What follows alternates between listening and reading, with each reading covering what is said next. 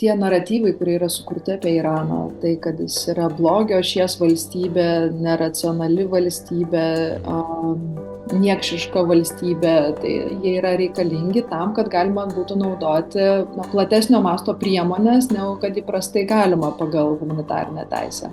Čia balta, ten juoda, arba čia JAV ir sąjungininko, ten yra ta juodoji pusė. Bet elgesys ir vienų ir kitų darosi labai panašiai vienodai nelegalus. Sakydavo, kad Iranui paliko tik tas centrifugas urano sodrinimo, kurios gali spausti morkų sultis.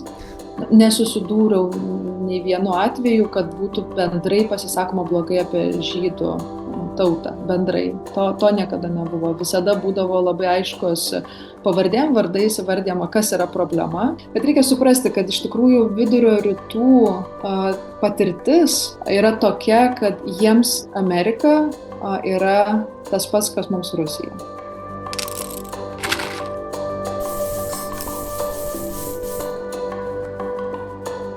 Tai nuo ko viskas prasidėjo? Ar tai apskritai svarbu? Ar pasaulis tik juodai baltas? Ar Irano ataka buvo skirta vietiniai Irano auditorijai ir kas ta auditorija, kokia jinai yra? Ar ataka tikrai nepavykus? Ar reikėtų atskirti režimą nuo žmonių? Kiek išsamiau apie visą tai ir daugiau pasikalbėjau su daktarė Ieva Koreivaitė, mokslininkė, VTSPMI dėstytoja, bet svarbiausia, turbūt kiečiausia Irano specialistė Lietuvoje. Tai ačiū labai, kad sutikai pasikalbėti, žinau, kad esi užsiėmus ir net ne Lietuvoje. Ir turiu pirmą klausimą tokį vištos ir kiaušinio klausimą. Irano ataka prieš Izraelį buvo atsakas į balandžio 1-osios Izraelio ataką, kurios jis neprisijėmė beje, Damaske į Irano konsulatą, kuriame žuvo 14 žmonių, tarp jų įskaitant ir aukšto rango karininkus. Izraelis turbūt smogė Damaskui dėl to, kad Iranas padeda Hamas ir Hezbollah. Čia visas tas irgi vyksta spalio 7-osios kontekste, nes čia klausimas, kur kas prasideda, ar ne? Hamas ataka buvo spalio 7-ąją, irgi atsakas į okupaciją ir ilgametį Gazos blokavimą, ar ne? Tai man kiek čia įmanoma kažko atsekti ir dar svarbiau, tai man įdomu, ar bandymas to atsekti ir atsakymas į šitą klausimą, višta ir kiaušinis, jisai ką nors mums pasako, ar tai yra svarbu apskritai. Tai visų pirma, dėkui, kad pakvietai ir atsakant, tai mes galime stebėti šiuo metu netgi kaip Irano užsienio reikalų ministras Amir Abdullahianas, jisai sako, kad tai, ką mes padarėme, tas antpuolis prieš Izraelį yra legali gynyba remiantis 51 Jungtinių tautų chartijos straipsnių.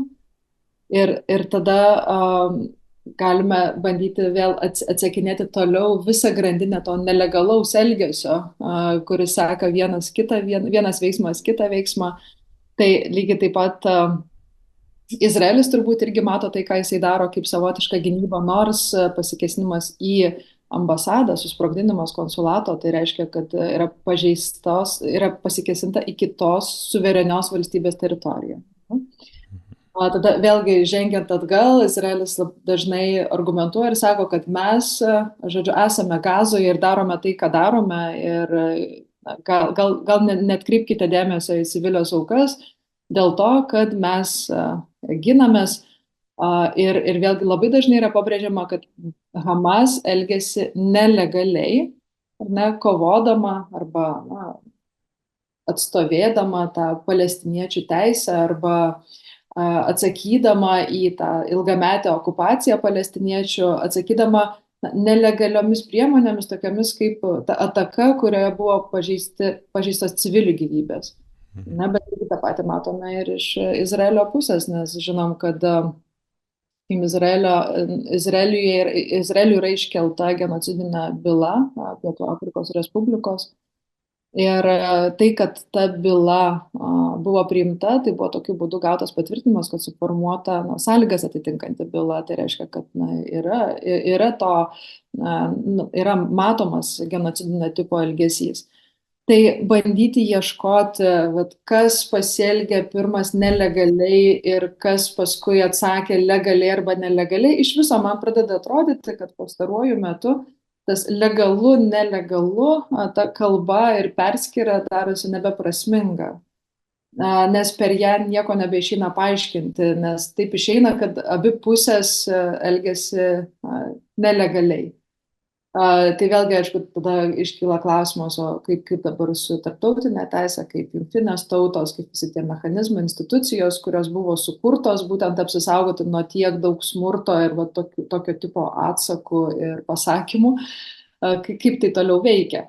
Ir iš tikrųjų mūsų viešoje erdvėje turbūt labai aiškiai matom, kad yra įvedami nauji naratyvai, nauji terminai ir tiesiog, jie ne nauji, bet tiesiog per juos yra bandoma daugiau kalbėti.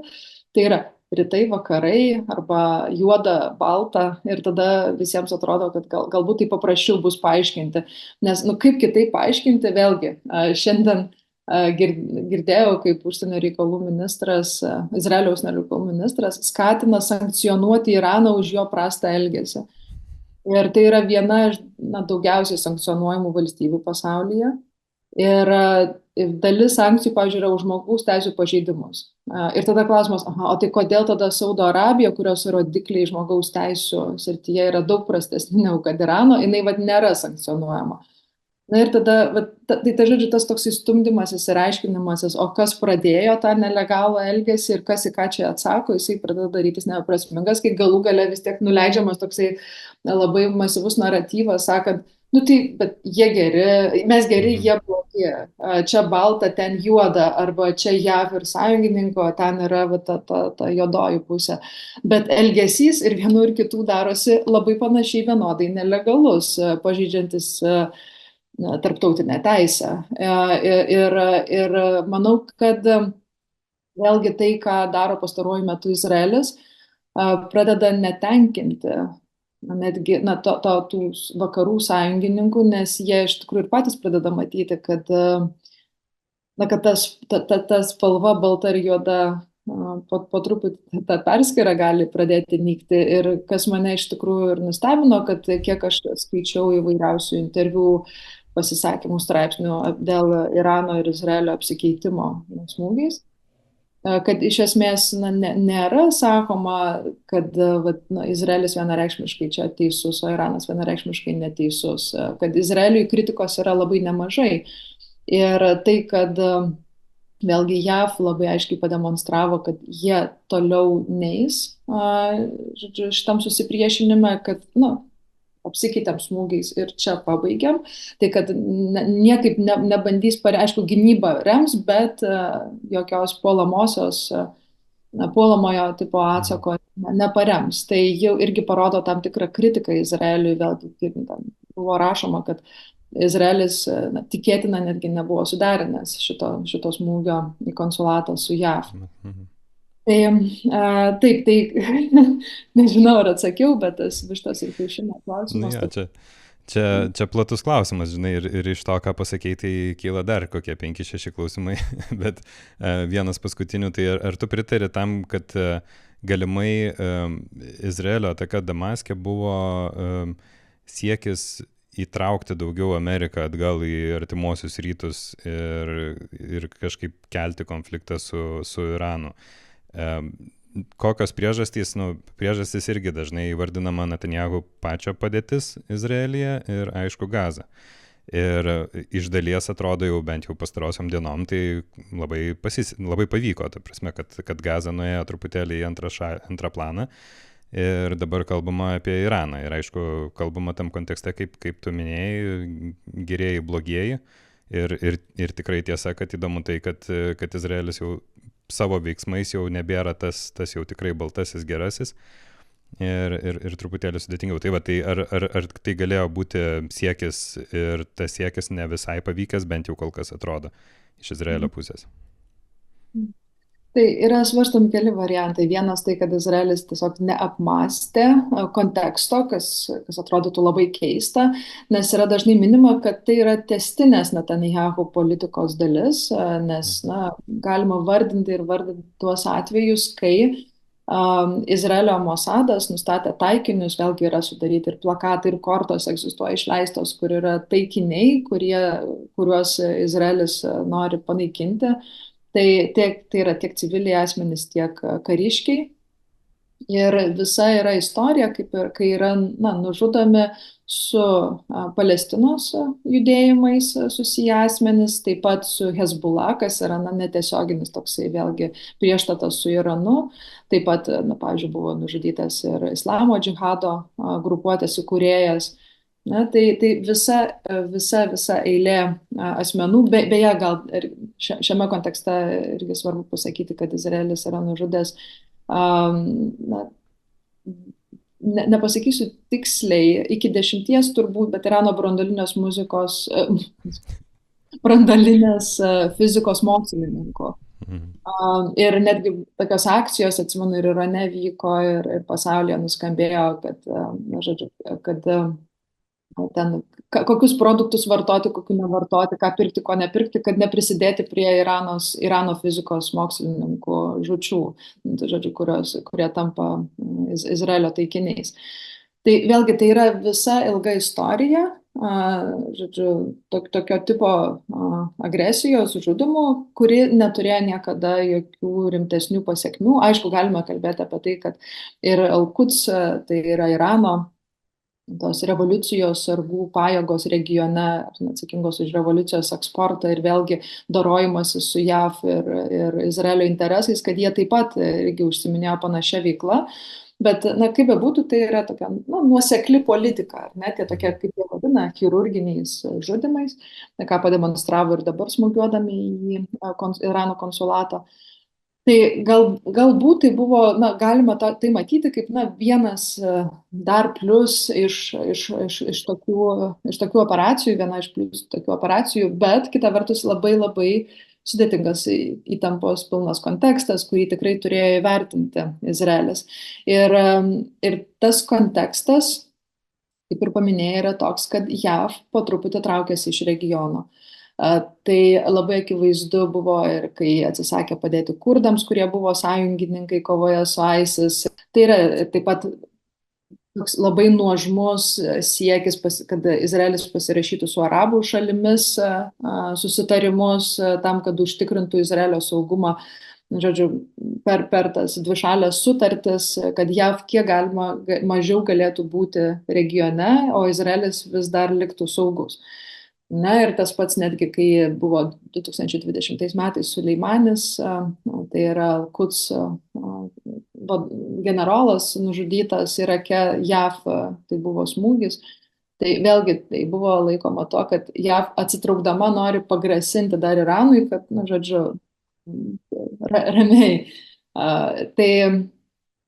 Tai šitam visam kontekste, aišku, tai nėra naudinga Izraeliui. Toks JAV atsitraukimas nėra naudingas ir šitas smūgis, vėlgi, žinant, kad Iranas gali sureaguoti ir žinant, kad JAV supranta, jog Izraelis vienas negali niekaip apsiginti nuo Irano, tai taip tai gali matyti kaip Izraelio bandymą palaikyti JAV aktyvumą regione. Tikrai taip galima būtų matyti. Ir nebejotinai JAV dar kartą užtikrino kartu su partneriais, ta pati ir Jordanija prisidėjo, ir Prancūzija, kad jie yra pilna koja Izraelio gynyboje, bet kartu atėjo JAV žinutė, kad bet mes šito toliau neskaluosim. Ir iš tikrųjų tai nėra pirmas kartas, kai JAV bando sulaikyti Izraelį nuo platesnio eskalavimo konfliktų. Tai yra, pavyzdžiui, 1981 metais, kai Izraelis bombardavo Sirako branduolinį reaktorių Sadamo Huseino Irake. Taip pat ir 18 metais, kai Izraelis pasikėsino į Sirijos vėlgi reaktorių. Tai kiekvienu atveju galima buvo tikėtis kažkokio didesnio konflikto ir kiekvienu atveju JAV bandė šitą konfliktą nuslopinti. Ir netgi pati JAV, kai yra tiesiogiai įsitraukus, net ne per Izraelį, akivaizdžiai matosi, kad visiškai nenori tiesioginio konflikto su Iranu.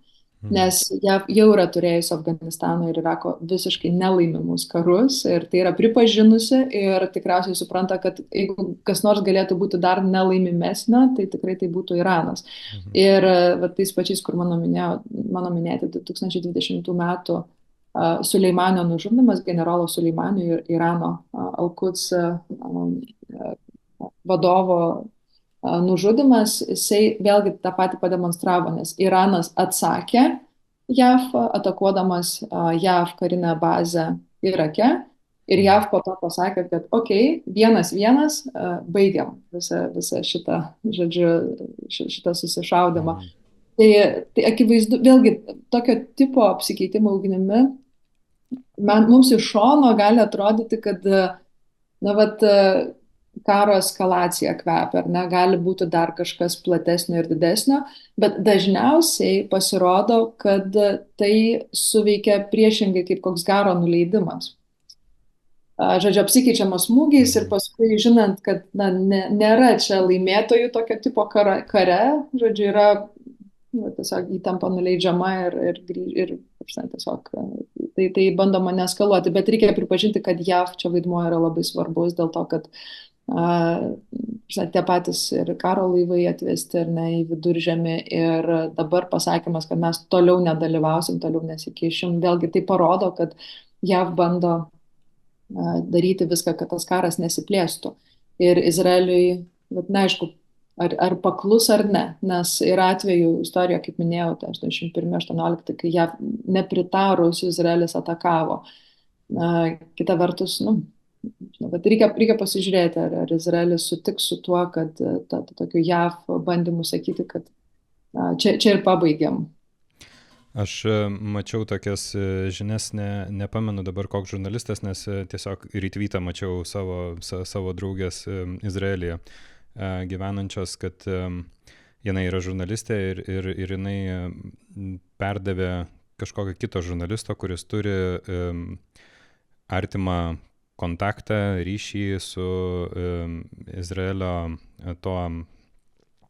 ta karo taryba, kuri dabar susirinkinėja, ar ne, ir svarsto. Tai neva tai žinutė iš vidaus buvo tokia, kad jeigu izraeliečiai žinotų, ką kalba tam kabinete žmonės, tai 4 milijonai Izraelio piliečių, čia turime omeny 4 milijonus tie, kurie turi dvigubas pilietybės ir turi kitas kažkokias pilietybės, jie dabar būtų susirinkę visi Ben Guriono oro uoste ir bandytų kaip įmanoma greičiau pasprukti.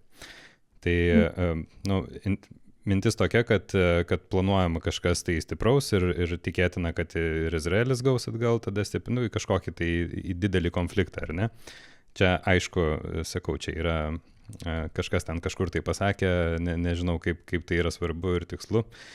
Ir vis dabar labiau kalbama, kad galbūt Izraelis ten kokią nors kibernetinę ataką planuoja ir dar ką nors ir galbūt taip viskas eilinį kartą, taip viskas kaip ir nurims, ar ne? Kaip tu sakai, tokia gaunasi raminantys apsikeitimai ugnim, ar ne?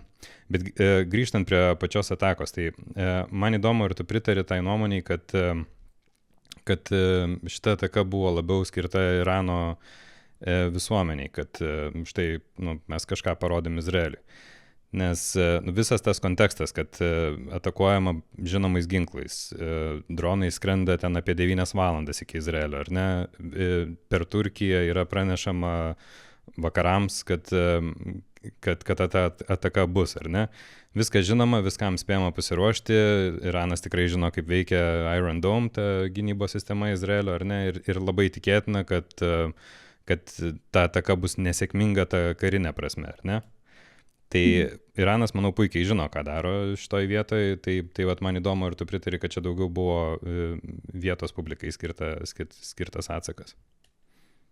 Kad Iranas savo vietos publikai visada turi pademonstruoti savo galią, tai čia yra faktas, nes Iranas yra režimas niekada nebūna iki galo stabilus, to pačiu ten yra opozicija, nuosaikioji opozicija, kuri buvo užgniaužta po to, kai Trumpas pasitraukė iš susitarimų.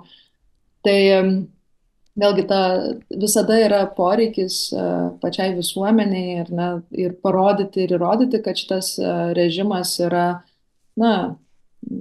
pajėgus, nes kitaip, kam jis toks reikalingas, nes ir Irane infliacija ten apie 40%, o biudžetas pliusinis, reiškia visa ta infliacija sukuria būtent politika regione. Tai jeigu ta politika dar ir kažkaip grasinanti visuomeniai, grasinti, žodžiu, tai iš vis būtų nebeprasminga, tai jie turi parodyti, kad tai veikia.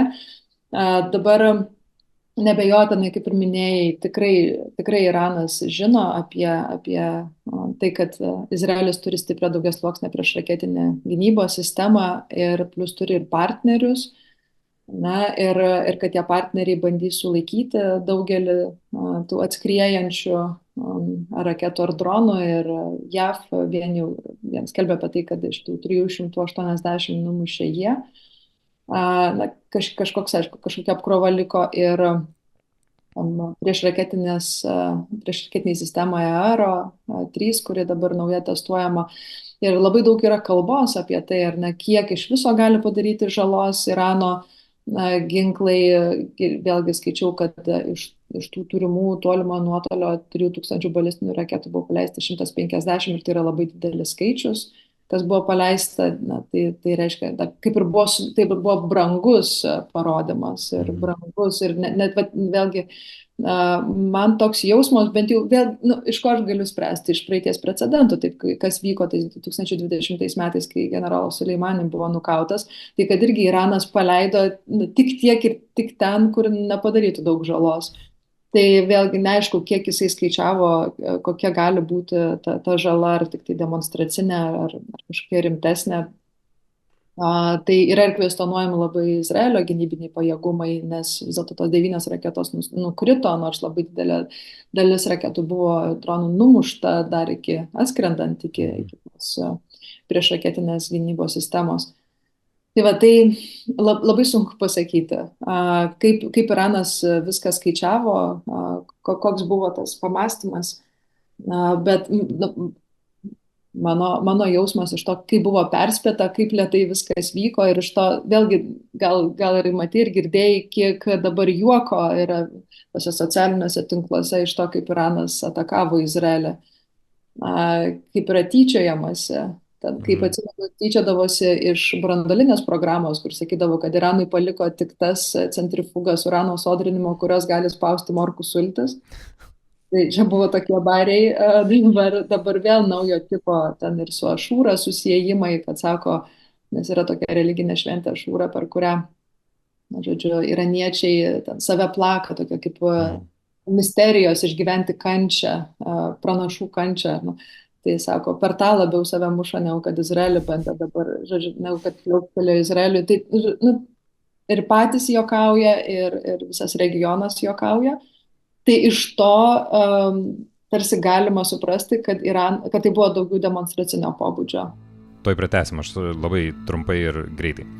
Be šito ChatGPB kanalo YouTube mes dar turime ir kitą kanalą GPB gyvai, ten yra įrašai iš visokių renginių. Dar turim GPB audio kanalą, jį galite rasti tinklalaidžių platformose, ten yra gausybė įgarsintų tekstų, pokalbių ir net radio dokumentikų. Dar žinokit, yra gpb.lt, ten tai yra tiesiog tekstų lobynas. Beje, šiuo metu dirbame prie generalinio puslapio remonto, tai tuoj bus daug gražiau ir daug patogiau. Ir viskas yra tik iš jūsų paramos. Jeigu kas lieka nuo visų techninių aptarnavimo viso šito palaikymo, tai mes dar išsimokam šiokius tokius juokingus atlyginimus už tokius darbus kaip šitas interviu. O kai pinigai pasibaigė, tiesiog nustojam mokėtis, bet dirbam toliau. Tai va tokie tie GPB finansai. Tai jei dar neskyrėte 1,2% GPM, tai galite paieškoti mūsų ten įvedę GPB mediją. Ir taip pat žiūrėkite video aprašymę, rasite ten, kaip kitaip prisidėti. Ačiū.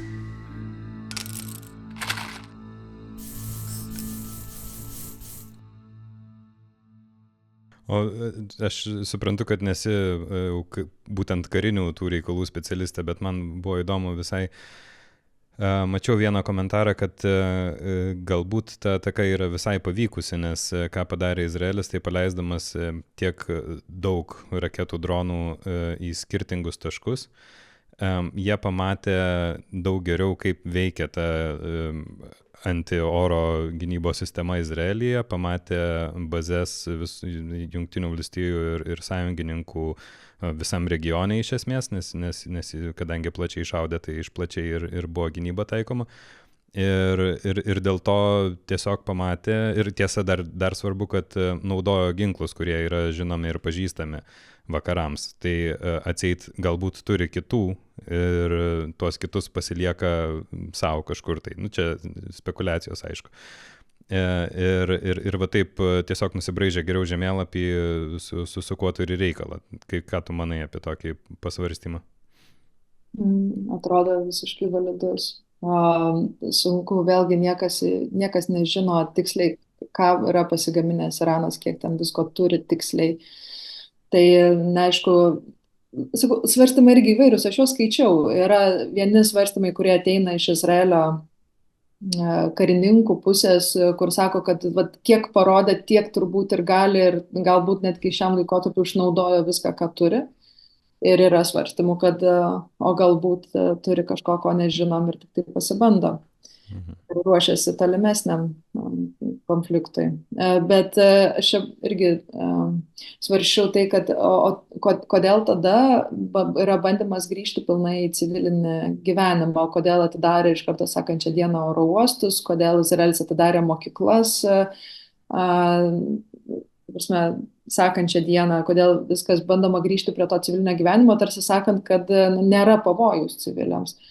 Tai sunku suprasti iš tikrųjų, ką tu dabar irgi minėjai, kad karo kabinete gali vykti labai rimti svarstymai ir aš irgi nenustepčiau, nes plėšrių ministrų tikrai Izraelyje netrūksta, vien pasižiūrėjus partijos sąrašą, kuri yra koalicijoje. Tai visos jos yra sionistinės, kai kurios yra itin agresyviai sionistinės.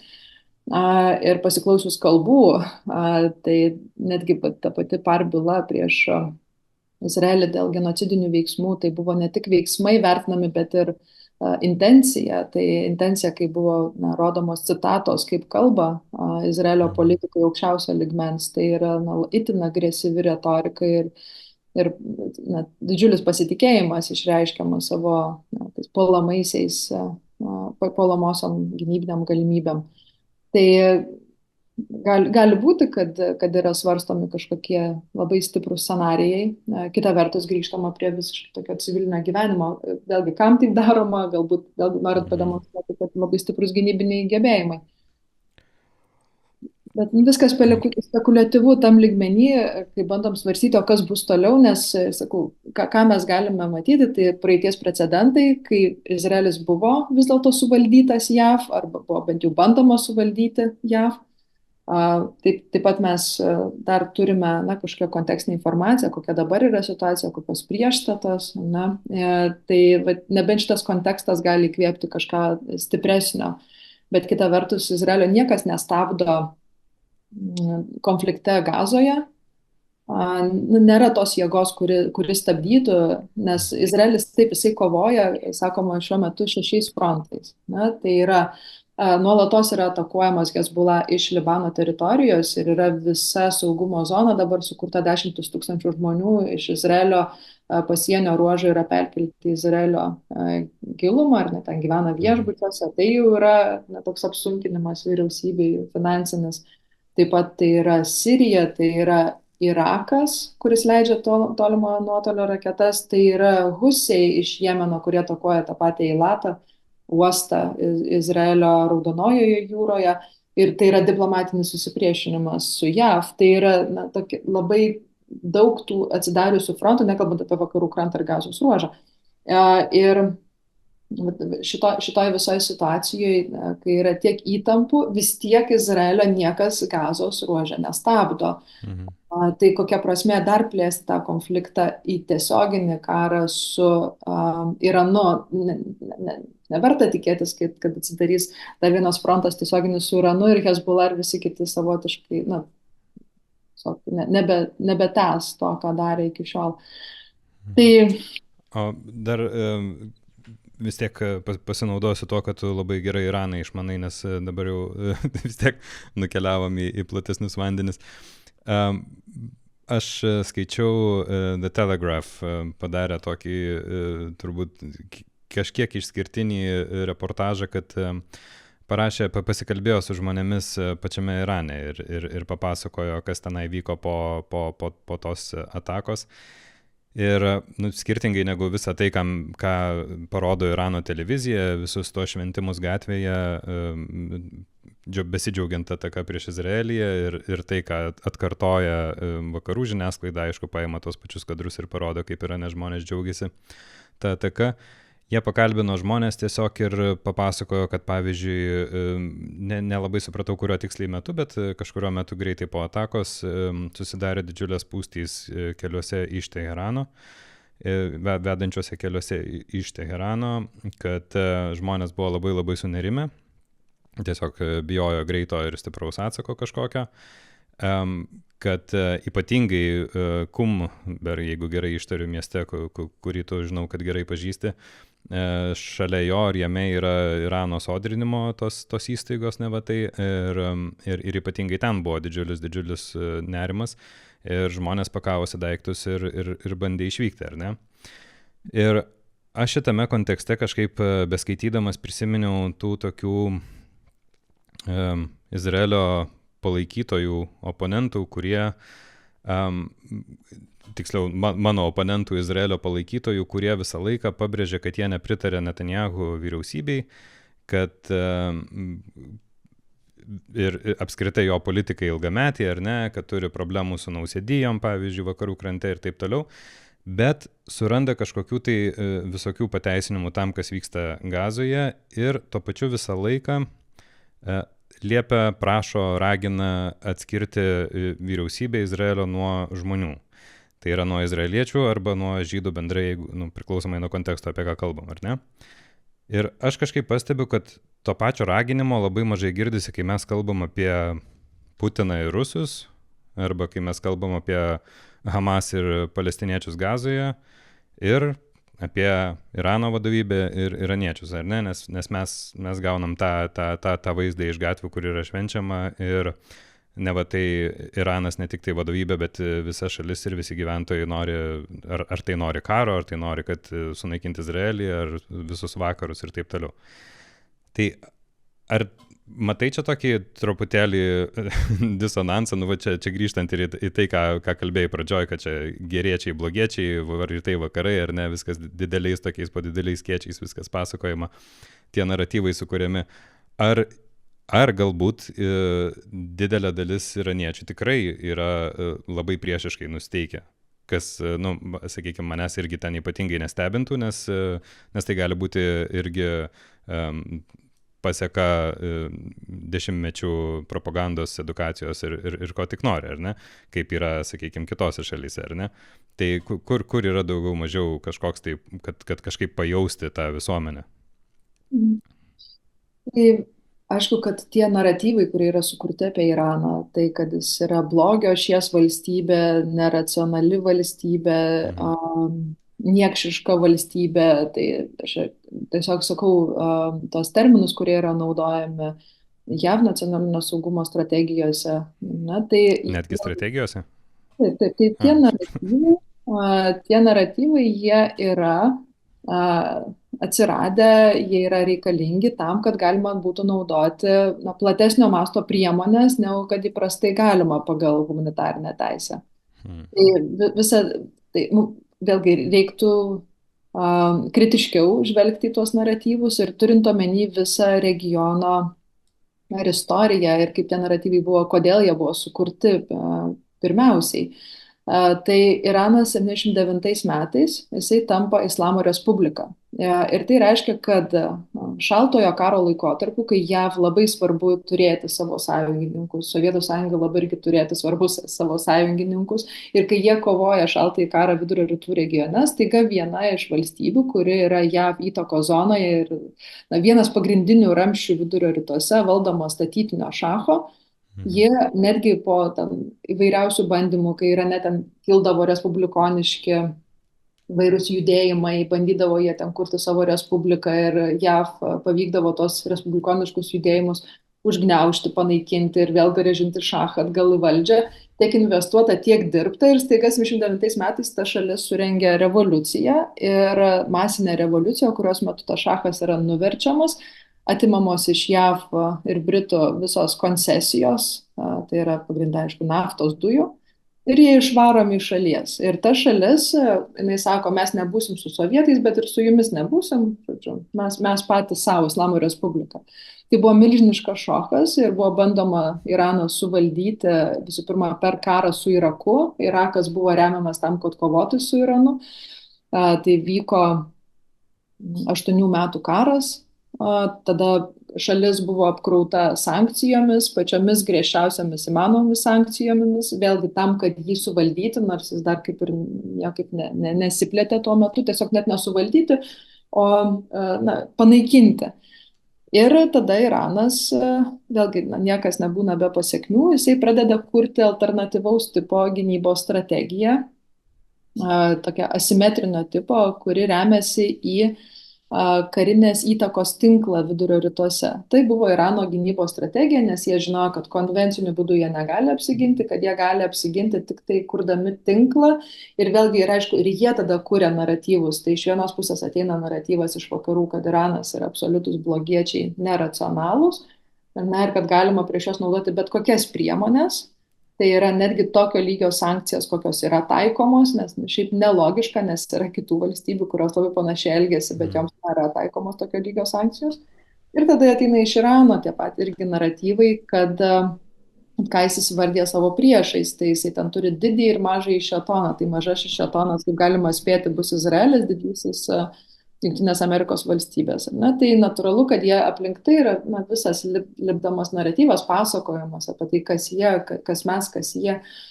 Tai to susipriešinimo tikrai labai daug ir visuomenė tą susipriešinimą kažkiek yra perimusi. Vis tik aš matau skirti tarp žmonių ir tarp vyriausybės. Ir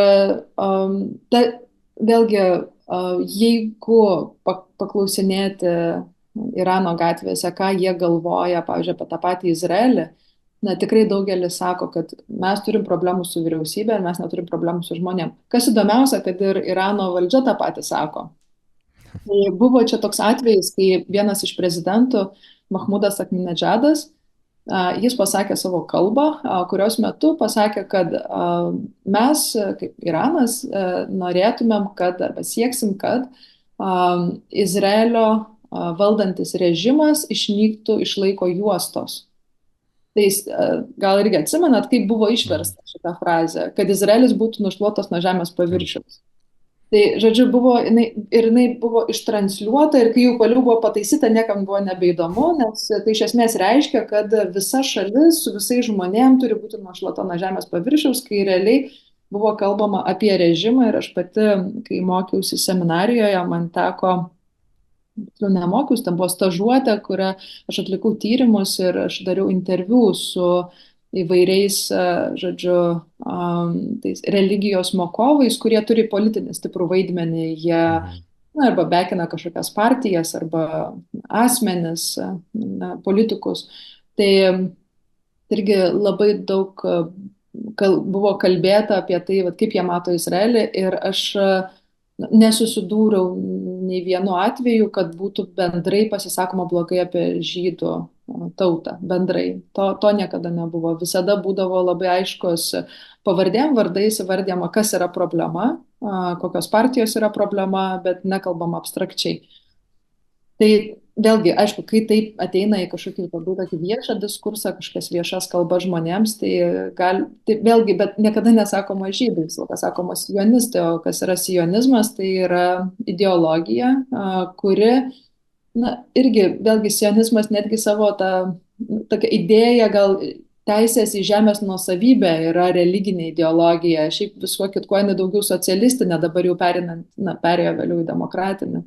Tokia teorija liberalistinė, bet iš esmės, netgi kai jie sako sionistinė, tai jie nebūtinai turi omeny, kad žydai yra problema, jie labai aiškiai atskiria ir sako, kad vis dėlto problema yra tie žmonės, kurie tokiu būdu Izraelyje masto, kokiu masto, kad jie gali turėti saugumą ir laimę, na, žodžiu, sunaikindami palestiniečių tautą. Tai jie maždaug gal tai mato kaip problemą ir aiškiai labai akcentuoja.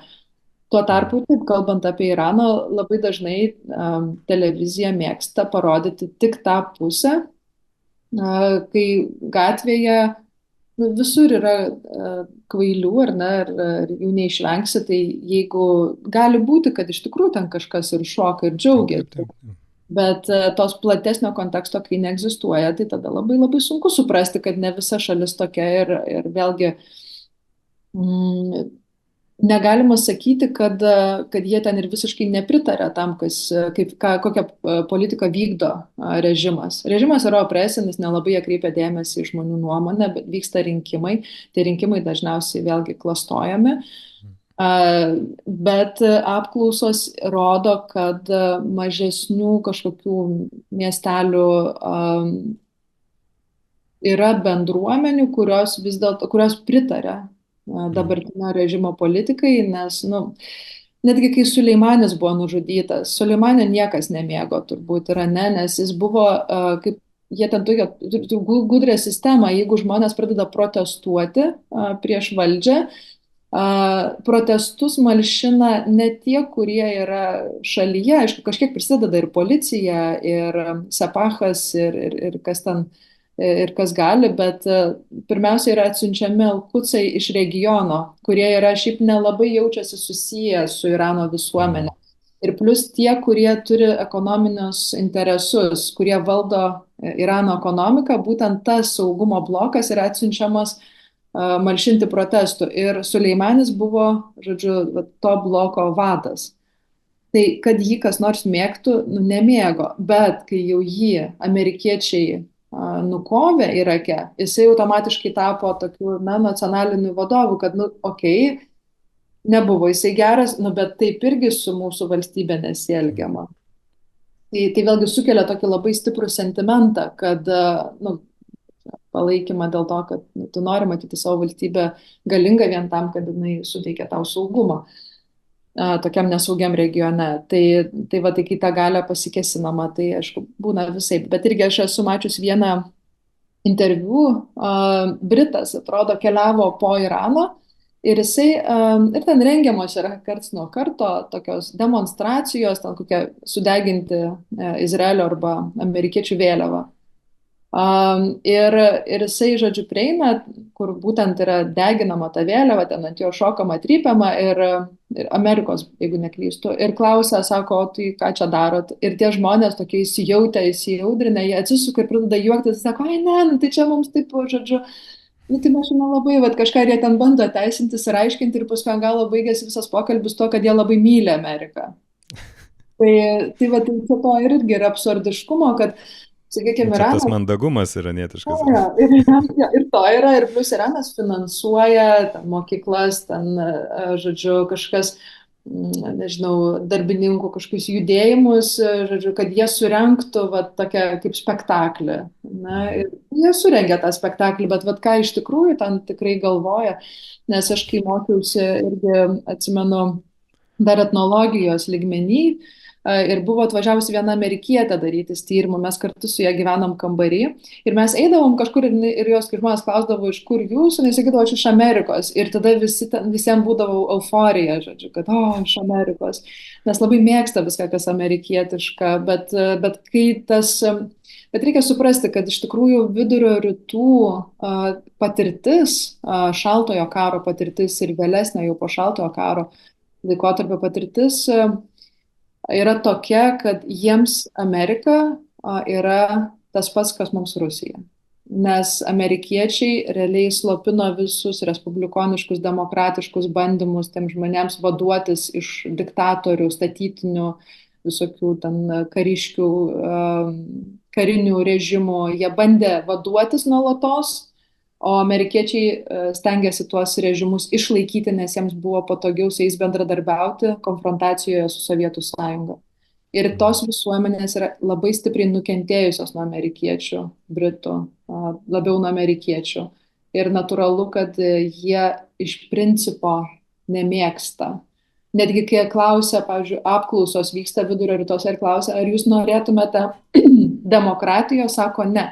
Jeigu išskaido į principus, tada sako norėtų. Tada jų klausia, gal jūs norit šurokratijos, šitoks verstinis terminas, kuris tą patį reikštų. Tada sako norėtumėm. Tai supranti, kad tiek nemėgstam amerikiečių, kad net termino nenori priimti. Panašu, kad tas terminas yra susijęs su demokratizacijos procesu, kas yra iš esmės intervencija, okupacija, priespauda.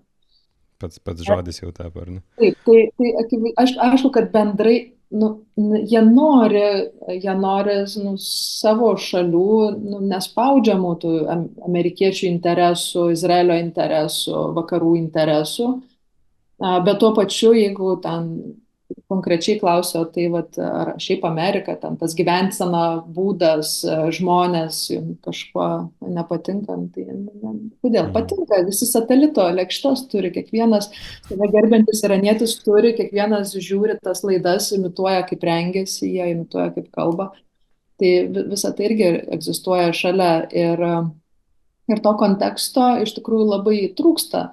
Bet čia kalbant apie visus vidurio rytus, aš labai dažnai, kai pasakoju dabar, po Maroką pakeliauju, papasakoju, kaip ten papasakoju kitiems žmonėms, kaip Irane, tai būna daug labai nuostabos, o kodėl mums kitaip apie juos pasakoja?